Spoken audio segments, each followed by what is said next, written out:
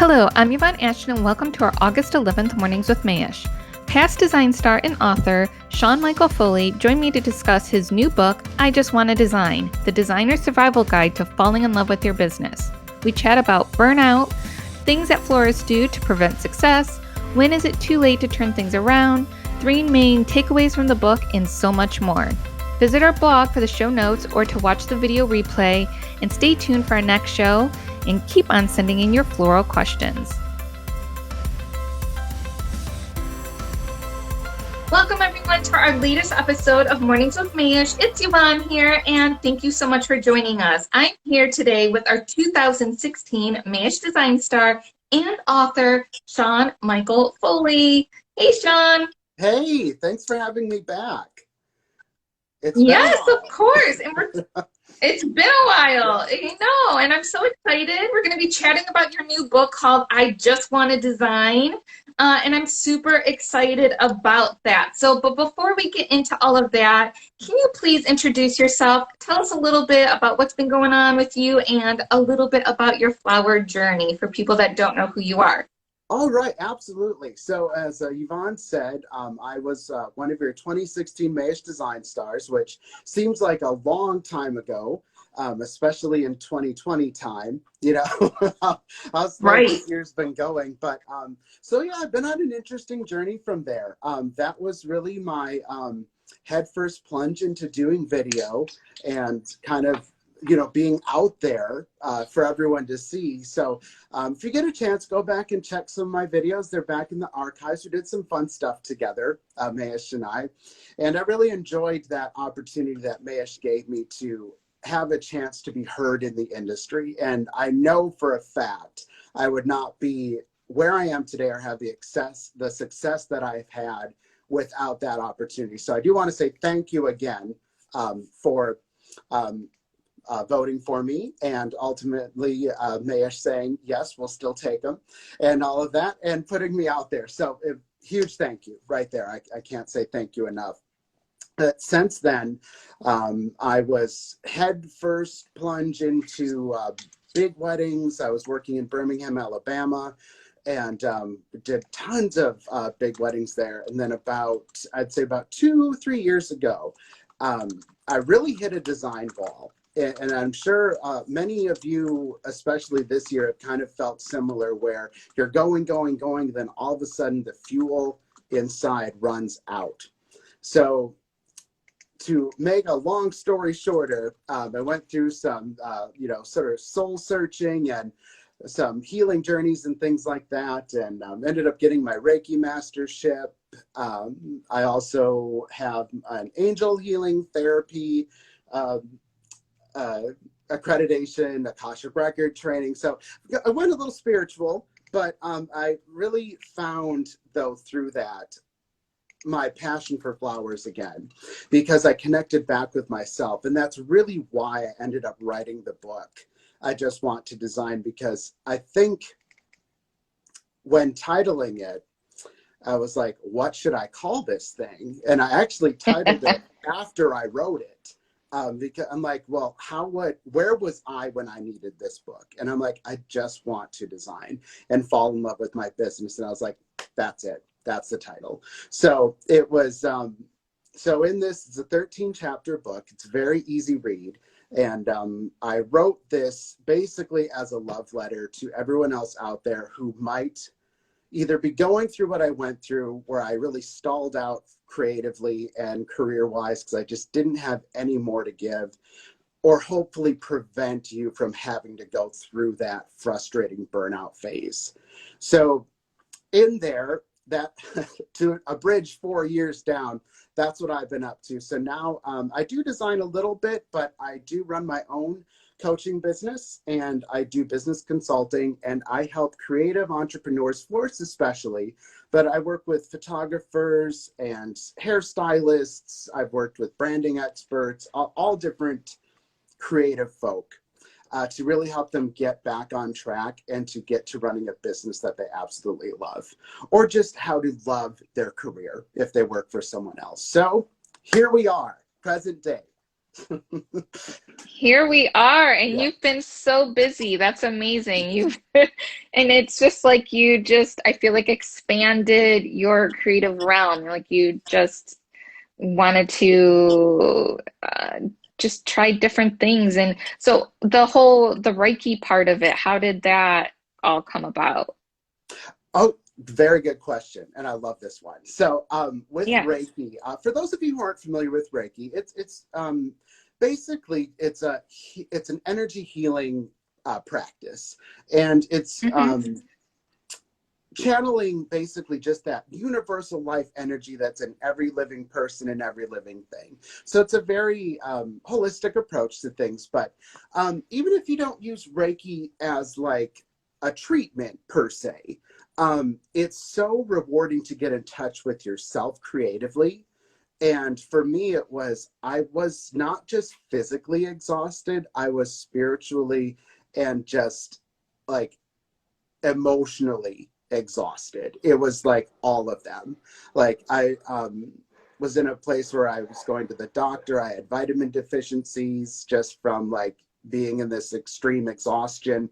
And I had actually, before I moved to Birmingham, I had a few Reiki treatments just as client kind of thing. I really liked them. So it Right. wasn't like completely off my radar, but I never thought about actually diving in.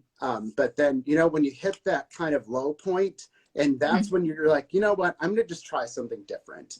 Because like I'm taking the vitamins, I'm trying to exercise, but I'm too tired. Like I shouldn't be this exhausted at what then I was 33, and like this is not Right. okay. Let's try something else. So there's a yoga studio. One of my coworkers like, hey, my yoga instructor is actually doing a Reiki class, and I know you're interested in this. So I was like, you know what, at the very least I'll have a day kind of out of my normal. And I think that's a kind of important thing to try. If you are really stressed out or you're feeling kind of stuck in a pattern where you're not really getting ahead or you're treading water, it doesn't have to be Reiki or yoga, but like trying something that breaks the pattern can be the jump start you need. And for me, that's what Reiki did is I went and got my first level certificate and worked my way up to the master level. But it just opened this window to the soul, to sound hokey, but really that's what it did. And it kind of just it renewed an energy I needed to refill inside so that I could actually go back into career and things like that. Because I think in our industry, especially, there's a little bit of an older school belief where you really have to overexert yourself to be successful. And that was a big key point that I addressed in my book as well, is it's not about effort for the sake of effort will not equal a good result. If you're just putting Right. in the time, just thinking that's what'll work, that's not going to work. You need a balanced approach to it. And usually the harder you're trying to make something happen, the further away you're backpedaling from your goals. So Yeah. long answer. So That's how I agree. got into Reiki. I know, but it's so Yeah. interesting, and I didn't really know what it was. So I think that's really cool.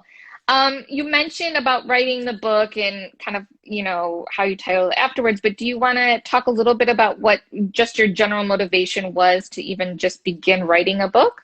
Yeah, absolutely. I started after kind of going through my Reiki training and things like that, getting myself back on track. I had some like just friends in the industry, like my guy who cut my hair was my first client ever, and that was totally by accident. So what Hmm. happened was, it's going to start with a story, and I'll answer your question. So It's all he good. he was used to like, I'm sitting there like I'm like my eyebrows cleaned up and stuff, and I went from like basically a zombie to like chatty and cheerful. And we were friends outside of, that working relationship. But he was like, I'm really noticing a change in you. And he's like, what are you doing? Because he was kind of going through a similar burnout phase as well with his salon. And so I Hmm. just started telling him, well, I've been doing this, and I've been doing this kind of mindset work and things like that. And he was like, I'm very, very curious. I'm like, tell you what, if you're interested on trying something together, I will be happy to do a coaching plan with you, just to teach you what I've learned, and in exchange for like free services. So we just did, there was no money. It was just a swap of services. And I actually wrote about his progress in the book itself. And from that interaction, I started coaching. Like I liked the idea of becoming a coach at some point, but at that time, it wasn't like, that's it. I'm going to be a business coach. I'm going to help creatives. So it wasn't there just yet. From there, then a couple more clients just sort of attracted to me. And then I realized, okay, I have definitely found something that works for creative mindsets. How do I get this out there other than one person at a time? And then I stumbled upon actually a book writing coach called the Author Incubator. And they're based in DC. And what they do is they help you to actually write a transformational book successfully. And from there, I was like, that's it. I need to write a book. And it was never really like Shawn magically had this plan and then he executed it flawlessly and then all of this stuff happened. You kind of, figure it out as you go. And I think it's important to realize that if you're in a place where you don't have all the answers, you're doing it just like everybody else. That's what you do. And so then I got the book finished and everything. And I actually wrote it in 9 weeks, start to finish, and then had completed manuscript. And then it was a very quick process. Like it just poured out and flowed. And then I just was like, all right, let's get it out. So my book is kind of a love letter back to the industry on here's what I did wrong, thinking I was doing it right. But know that there is hope out there, and you too can either get unburnt out or you can avoid it altogether by just taking these steps. So I did boil it down to, I have an 8-step plan or a program that I help people with.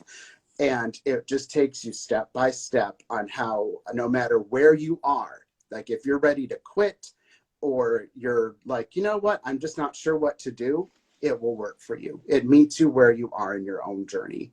And that's essentially how the book happened, was accidentally on purpose. So, I love it. That's like the best. Accidentally on purpose. Yeah. What was your biggest realization when you were writing this book? I think my biggest realization with it, because when you're writing, you really get into a headspace where and not forcing it. And then when you go back and read it, you're like, wow, that's actually really good. Like you don't necessarily, it's just such an interesting process. So when I read it back, I think my biggest realization was, I think I've already kind of mentioned it, was effort for the sake of effort does not equal success. And that is such a misconception, I think it's in every industry, creative or not, that whole nose to the grindstone approach is the only way to be successful, when that's the best way for you to basically sell yourself broke. You're either paying for something with time, effort, or money, and you use whichever one of the three you have surplus of at the time. So if you're running out of effort, it's just like a bank account or energy. Another way to say it, like if you're on empty, you're writing bad checks with your energy. Right. And it's just, they can't pay back. So you have to think of it that way, of like having a more a structured approach. That's not quite the right way to say it, but having a plan. And then being okay with following the twists and the turns of the road. But if you're just running, it's like you get in a car and you just start driving, hoping you're going to get from New York to California. I recommend a GPS or a road map. You may run into detours along the way, but that's that whole, as long as I just keep working hard, it'll pay off. Not true. There's no Right. magical reward for working yourself to death. And that was, I Right. think, my biggest realization. Yeah, I really connect with what you were saying about having a plan. I'm a big planner. I've always had big plans, like even when I was younger.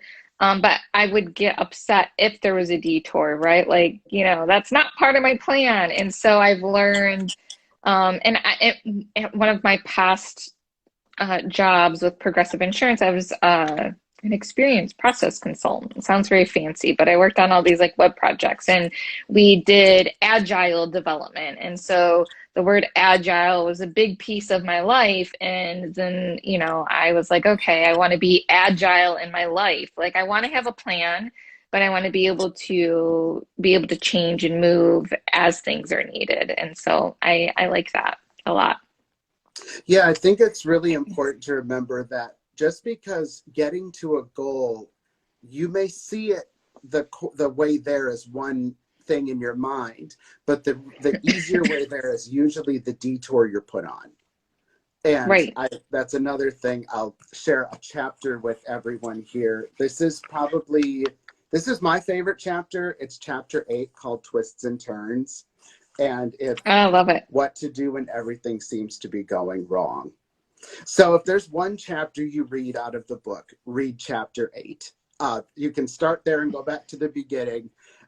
But really it does talk about how there are detours and there are speed bumps in life. And a speed bump is usually just a little like nudge, like, hey, just head up, pay attention. A detour Right. is actually preventing you from going into disaster. So, and the detours only make sense when you look back, but looking forward, they're terrifying. And if you just trust the detour, you can still get to those goals actually quicker. I like to think of it like if the bridge is out, if they didn't detour you around, I would rather take the detour than plunge off the bridge, so that you have to think of it that way. It's usually life intervening, be like, look, we're still going to get you where you need to go, but it's not going to be how you thought, but that's okay. If you grab on and just go with it, it'll work. Usually. Yeah. No Yeah. guarantees No, ever, but usually you will get to your goal. So I totally agree. So I have a comment here from Beholden Bloom says, "Oh my God, I work in agile software development for my day job and totally agree. I use agile approaches and mindset in my flower work all of the time." good. Hashtag go nerds. Woo Yes, go woo. nerds. Yes, yes, and that's awesome. That is the way to be successful, especially in a creative industry. Is we are problem solvers. We fix things. Hmm. We have reactive thinking, but with that as well, we tend to default to reactive only. So then we don't have the proactive side. And if you get that 50-50, you are doing really well. So good job Yes. on doing that. That's Woo awesome. woo. Love it. Okay, so how are a few ways someone might be burnt out? What are a few ways that someone might be burnt out, but they don't really realize it? Oh, good. Yeah, that's good. Burnout is one of those things that people usually don't identify with until after it's happened, not while they're burning out. And it Right. can be a slow burn. So a couple of ways would be if you run your own shop, or even if you just work for a flower shop or whatever it is, when you stop losing that joy of going to work. Now, I'm not saying you have a few bad days, you're burnt out. That's normal. And right now we're kind of in a high stress world. So, but it's when to the core you're dreading it, you're burning out. Another one would be um, getting really laxed with like your communications with your clients, not wanting to respond to emails even if it's a basic question, not telling your clients that you're out of town or you're busy, not wanting to communicate with your employees or your boss. That's a type of withdrawal. You're not wanting to be in the forefront. That's another sign that you might be heading towards or going through burnout. I'd say another one is if you get in too much of a lather, rinse, repeat like with your, Mm-hmm. whether it's weddings, flower orders, even just daily work. It doesn't really matter what the execution is, just where you're just to a point where it's just almost like you're just sitting there washing dishes, staring into space. You're just throwing them together next, throwing them together next. There are times where, yes, you have to assembly line, but if you can't find a way to make it joyful or less frustrating, that it usually means you're on the backslide. So these are some subtle ways, because these all happened to me, which is where, but at the time I just thought it was me being tired or me wanting a Right. different job. And that can be all part of it, but they are all tickets to Burnout Town, which you'll get very familiar with in the book, about the bus to Burnout Town. It's real easy to get there. It's a lot harder to get back, but you can. So, but just be mindful of those things. Like, and I don't think, with a little like word of caution with that, I don't think toxic positivity is the answer either, where you're blindly pretending to be happy about everything. Like, there is a balance to your emotions. So there will be bad days, there will be good days. But if it's just this constant dread, burnout is happening. Good to know. Luckily I don't have any of those issues. Good. But for those that are, keep on staying tuned. Also, because I haven't used Instagram Live, if you have questions for Shawn, can you put them in the little question bank? There's a little button at the bottom and it has a little question mark on it. You can put them there. That way, if I miss it and it scrolls through the comments, I can see that. That would be great. All right, so what do you think are a few things that florists do that are preventing them from being successful? Oh, good. Okay. Sorry, I love juicy questions. Okay.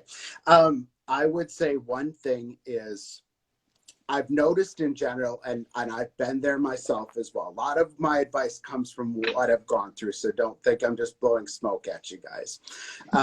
Was when you start to really get defensive, like with customers, or like going in Facebook groups and complaining about customers, you need to remember that usually if you have a bad experience with a client, it's usually from a misunderstanding point. Most clients actually do not want to screw you over or want to vandalize your name and things like that. They don't know what you know. So I think you have to remember you have an expertise that is not common knowledge. And that goes for any artist or any industry. But Right. when you get in that habit of kind of complaining about customers, especially venting in Facebook groups, you're And aligning real yourself quick, to, I see a lot of that, by the way. There is a yeah, lot I it's see. And it there's is a some lot. It groups is, that are there, like that's what it is, all the time, 24/7. yeah, So it definitely right. happens. It's definitely existing.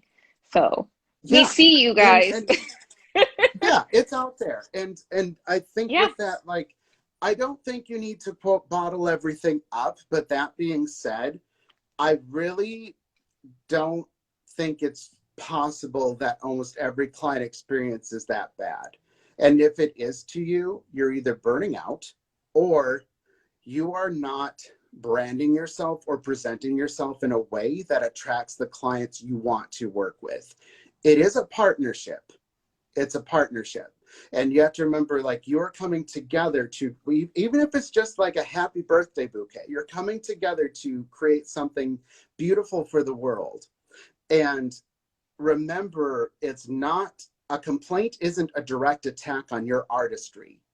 It's just you, again, it's usually a miscommunication. So when I get complaints, or would run into that, like with clients, like, because like in the wedding world, which is where the bulk of my experience comes from, and I did work in daily shops too, but you have to really stop and assess what exactly is this, what's going on. And so I'd be like, okay, I would like reread my last email. Was I not clear? Did I assume something? And it's not that you have to blame yourself, but you do need to take part in that. It's a dialogue. It's not just a transaction. So that is one huge way people get in their own way across the board, but florists especially. Your customers are your lifeblood of your business. The customer is not always right. I do not believe that. But if there's so much negativity going on, you really need to take a look at what you're putting out there as far as the energy of your business, the branding of your business, and what you stand for in your business. So that's a huge indicator of the people you're attracting as to if you're on par with your goals or not. If there's too many, I recommend, ideally, like when I work with clients, is we get them to like a good 80-20 split. You want 80% clients that really make you excited to work with, and then 20% kind of just help you pay the bills. You're never going to get to a 100%, so just let go of that. But 80-20, that's a beautiful balance. That's a passing grade. It's a great grade. It's usually a B-. I mean, like, I would take that. But as long as you get like just 51% more clients that you enjoy working with, it will snowball. You'll start enjoying it more. The bad ones start to fade away, and you get more into that gratitude mindset. And that will help you get more sales and clients you want to work with. That was a really long one, but it is a very important one, which I see a lot of out there. I would say another thing that florists do, I know I touched a little bit on branding, but getting too hung up on the wrong parts of your branding, or making your branding too personal as far as for yourself. Your branding actually needs to resonate more with the clients you want to attract, not so much I like my logo. Like for example, like the title of my book, I chose because I knew it would resonate with the readers. It was not actually my first choice of a title. I had to get out of my own head and put myself in the shoes of the people who would need or want this book. You need to do the same thing with your brand, because there's a lot of, I call it bland advice, like work on your branding, work on your branding, work on your branding. You do need to, but those are like your, like, that's more that your image, not like redo your logo, redo your text, redo your font. That's actually like the least of your worries. You want to make sure your brand has a pulse and a heartbeat, and you stand for things. Like, do you stand for like community? Do you stand for equality? Do you stand for local growers? Do you stand for whatever it is you stand for? But it needs personality that your customers want to come to. So don't get hung up on, oh, my website, my website, my website. If you've got a landing page with here's how to contact me and here's how to order from me, you can make a business work to get started.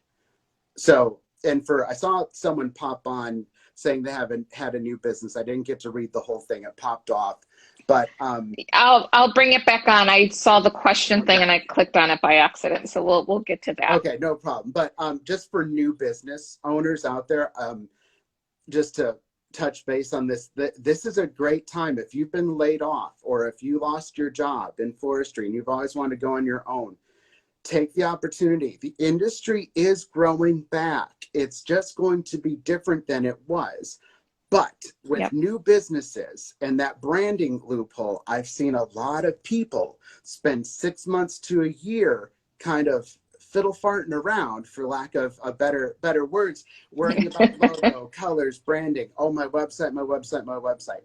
That you just need to get yourself out there and just, here's what I stand for. You don't need to put out political claims, but just like, here's what we do. And just start. Just start. Not starting because it's not perfect is another kind of a part B of that. But yes, fiddle farting. It's a fun word.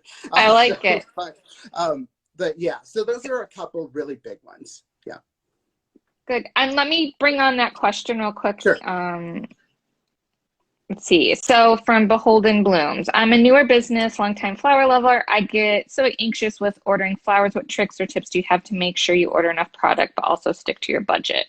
Oh, okay. That's good and juicy. All right, let's tackle that. So I say, first of all, you want to really develop a good relationship with your wholesaler. So obviously I would recommend Mayesh because we are here with Mayesh. And when I worked with them, it was, but to be honest, like when I was like Design Star and like I needed certain products like to do what I wanted to do in the videos, they did what they could do to get it for me. And the communication of like, hey, we can't get this, is this okay, was outstanding. So develop a good relationship with your provider of flowers. And regardless of where that is, but with that too, knowing how to order enough product, there is gonna be a learning curve to it. I don't have an exact science for it, but what I recommend you do is, so let's say you're gonna do a small wedding. I'll just use this as an example. You will want to price everything out. I really recommend, okay, we're going to get deep here for a second. Here's how I did pricing, how I recommend it. Get deep though, but don't forget we got questions and I got to be done within an hour. No. So we have like less than 30 minutes. You reel me in as you just wanted to let you know. You need me to wrap it up. I will. But I recommend you do kind of an itemized pricing structure where you have a standardized set of prices. Not so much where you're sitting here pricing out every single stem. I've done both approaches. The price per stem method is so much more work to end up getting the same profit ratio that it's not effective for weddings. Like it's a little bit more practical with doing daily arrangements or things like that. But what I recommend you do is you can actually go on weddingwire.com and you can find out the average prices of weddings in your area. So what I recommend you do is you just see what is the average wedding price, because it's on there, add it all together and then divide it by, let's say it's 5. You take all those numbers and then divide it by 5 or however many you take, and that gives you an average to work with of your wedding, and then figure out how your pricing fits in there. The reason I tell you to do that is because sometimes when you're starting out, you way underprice. You also want to know too, like if you're starting out in your area, what's considered too expensive. You don't want to be coming fresh out of the gate and be the highest price, just because you need to meet the market and the market will meet you. And you kind of do this at first and then you can grow up to higher pricing. If you're not making a profit at doing it, don't take the wedding. But so that's kind of that. So let's say it comes up to $2,000, then you want to have a flower budget of roughly 30% of that. And then from there, do like a rough recipe of like what you need for it, and then order. I recommend you just round up to the nearest bunch. So if you need like 35 stems of roses, you're going to have to order 2 packs anyways. But maybe there's a box special. Like if, do you guys do box specials at Mayesh? I'm assuming you guys do. Oh, yeah, we do. And actually, if you go onto mayesh.com and you can shop online, it's 4 full boxes right now. We're working on a bunch of different programs. Awesome. Also by the bunch, live and local, it's called. That's only at a couple of our branches. But that's why I was talking about these bad boys when we were having technical issues. It was because we've been working on different mixed boxes, so that way there's a variety of colors or a variety of different things in those boxes, along with the full box lots as well. So yes, we do that. And that's a great Mayesh.com. Yes, Mayesh.com. Always buy the box if you're able to, because you usually get a better price on the flowers. Also, yes. Too, it's easier for your. I've worked in wholesale briefly, but it's usually easier for them to secure you a box than one bunch of this, one bunch of that, because the wholesalers still need to order in certain requirements from the growers. So it does help your cause if you need something that's kind of off, maybe a little bit trendy, but you can't quite get it if you buy the whole box. But then what I do is, let's say if I need more than 50 roses, I always bought a box of roses, because by the money I would save, I could then use those extra roses in other things. And if you're doing that ratio ordering, your budget goes further. It becomes a game. But if you, let's say you way over order It happens. You're gonna screw it up a couple of times because you're new. What I recommend you do with those extra flowers, process them correctly, but then just put up on like your Facebook, your Instagram, if you have TikTok, whatever it is, be like, hey, I've got a special going out the door this week. I've got 5 bouquets for $50 or whatever it is. Make money on it. Just turn it into a flash Yeah, sale. And then you can I take a love little it. of that anxiety out of over ordering and still recoup some extra. And usually at that point, it's gravy. Like that's all extra money. And instead of giving them away, turn it into like a deal. And that way you can take I more love it. advantage of those box slots. So So long good. answer, but try those out. All right, we'll get back on Good. track. So Yeah, and real quick, you brought up TikTok. I don't know if TikTok is still going to be around in however 45 days or less, with Trump and all that. But Instagram did roll out its Reels, Reels. You may have seen it already on when you go into your stories, and you can create an Instagram reel that is just like TikTok, which is really cool too. So check that out. Just wanted to throw that out there. yeah. All right, yeah, we're getting back on track. Is it for those of our viewers that are listening, viewers, listeners, all of them, is it ever too late to turn things around for those of people that have been in the business for a little bit? If you're feeling burnt out or you're just kind of exhausted, it's only too late if you decide it's too late. That's really you yourself have to decide that, because your mentality and your passion is what's going to either derail you back or it's going to curve you back up.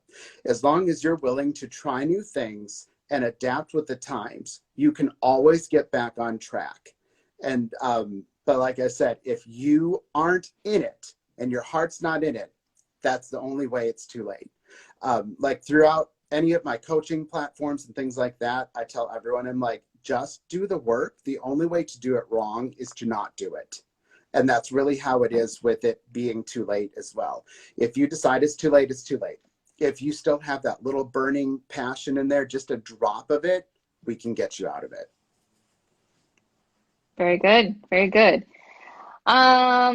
Also, just talking about your book a little bit more, if you could narrow it down to 3 main takeaways for everyone that's watching and listening from your book, what would you tell your viewers?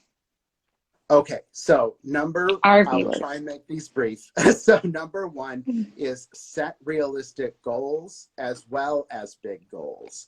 Most people say, I want to make $1 million, but there's no small goals in between to get you there. So make sure that you set yourself up to succeed.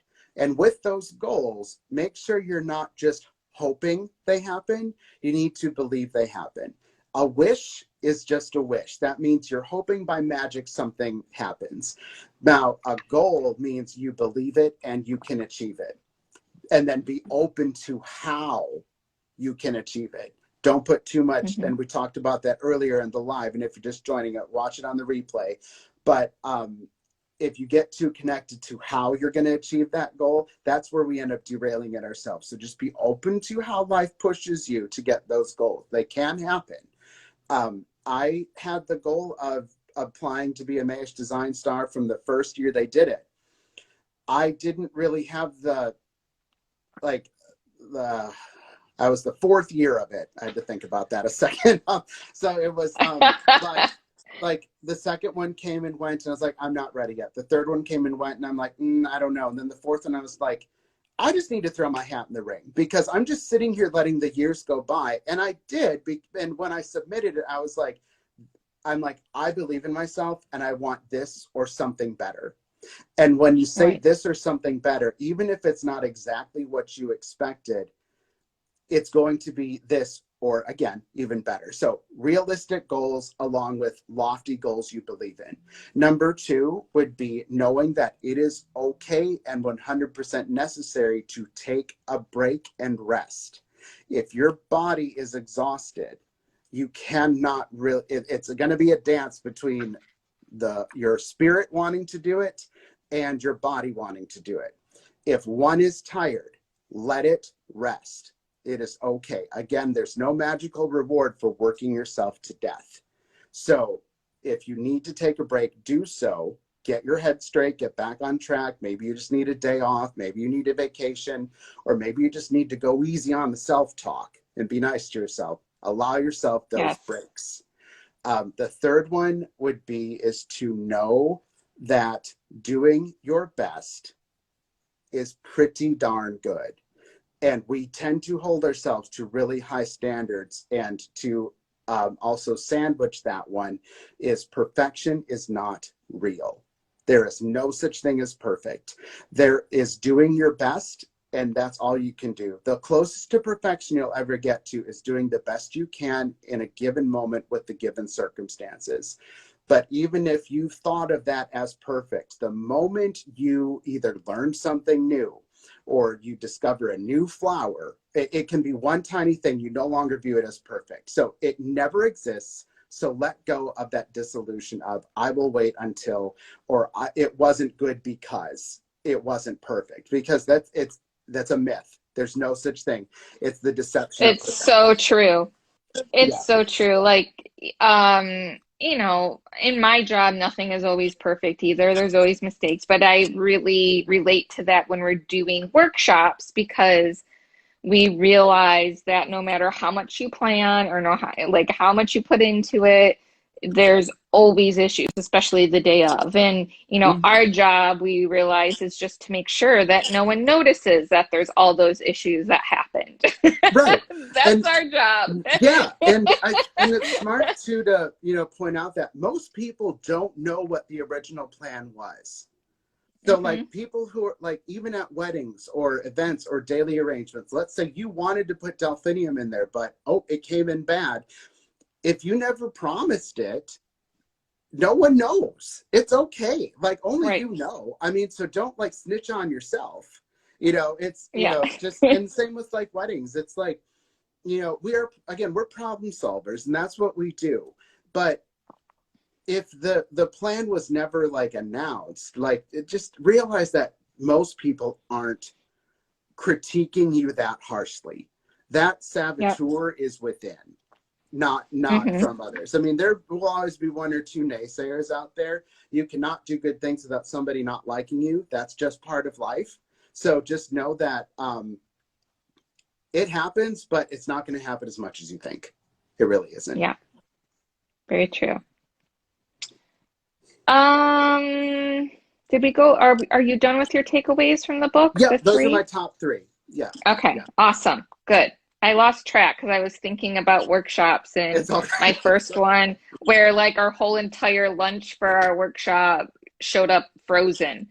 So we had Oh, to de-thaw everything and keep on being like, oh, the food's almost ready. Oh, the food's almost ready, while we're like in this little tiny office with like a microwave this big, like getting our lunch together for the whole entire workshop. It was very funny. It was very stressful, but very, very right. funny And in our and first and lesson. yeah, I mean, and those things happen to everybody. Like Mhm. Mayesh is a huge company, and it your problems don't just go away because you're successful. Like you're still going to have those hiccups. It's learning to laugh it off. You might sweat a little bit during it, but later it's like, Right. that was actually pretty funny. And we Yeah. still did I pull it feel like I'm off. still red. Yeah, I'm still red from just our snafu getting this show off the ground today.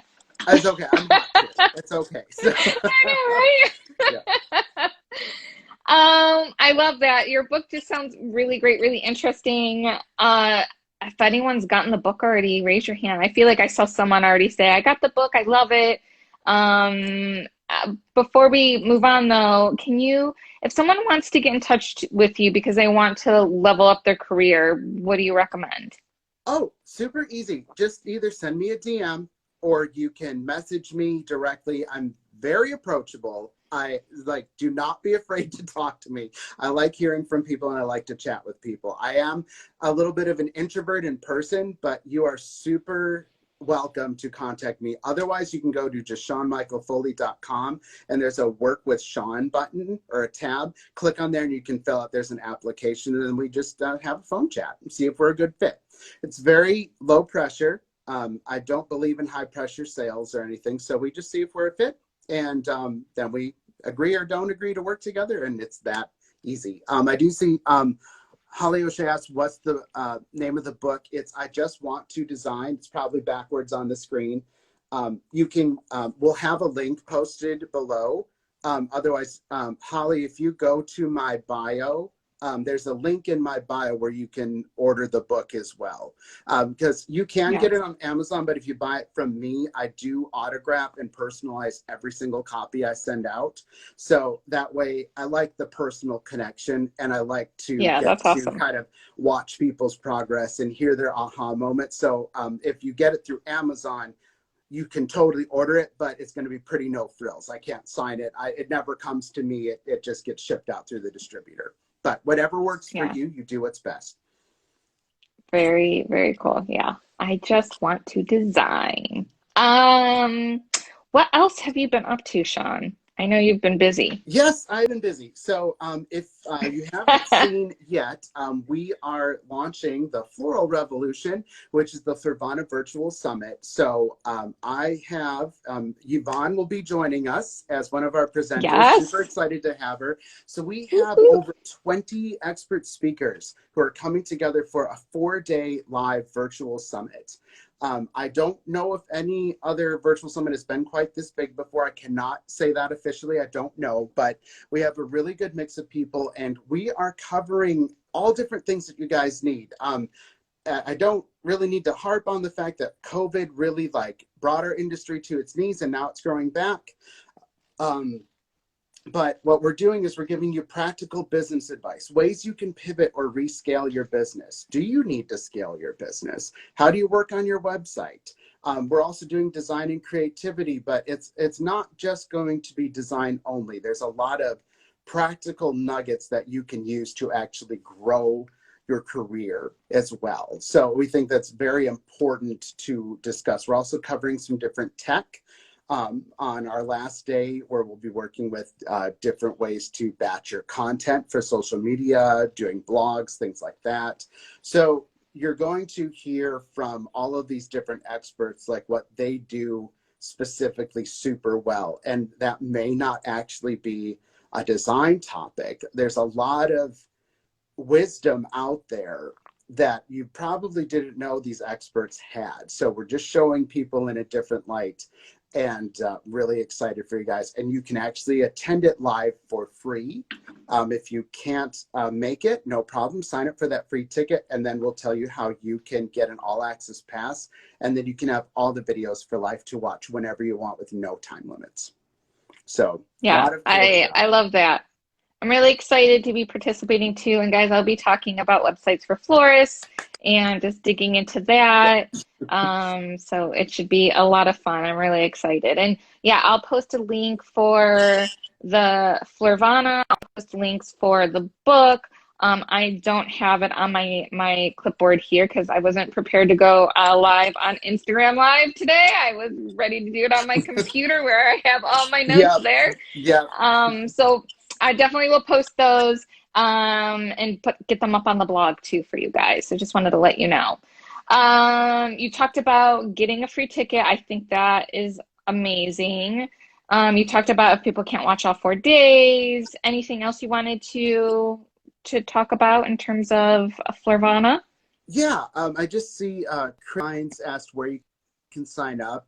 Yvonne, we'll get that info up for you guys. We had a snafu on Facebook, so the link's not there, but all of that is in my bio. So if it's easy for you to just click over there quick, you can sign up for a free ticket right away, is how you can get it. Yes. Just wanted to answer that question. So were there any other questions that we missed? No, we're good, not unless anyone wants to add something before we wrap up. I'm just going through the comments real quick. And then now it's all over our faces. Here we go. Yeah, I think we're good. I think we're good. Yay! Awesome. Shawn, you have any thoughts you want to close the show out with? Sure. Yeah, I would just say that everyone. Oh, is it a virtual event? Yes, it's completely virtual. Yes. It's all online. No travel, no hotels, no risking your health, no airfare. All online. So when you sign up for that ticket, whether you just do the free one or you upgrade to the pass, you will be emailed instructions on how to view during each day. And you watch it live. It's live until midnight Eastern Standard Time.